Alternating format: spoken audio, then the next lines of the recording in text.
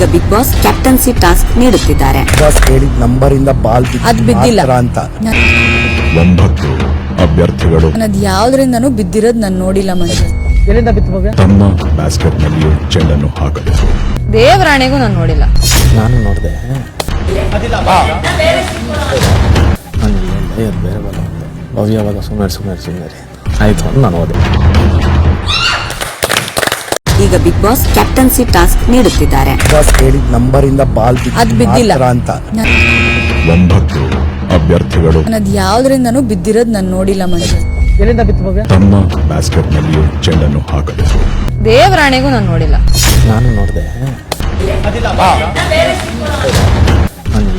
ಬೇರೆ ಬಲ್ಲ ಭವ್ಯವಾಗ ಸುಮ್ಮನೆ ಆಯ್ತು ಅಂತ ನಾನು ಹೋದೆ.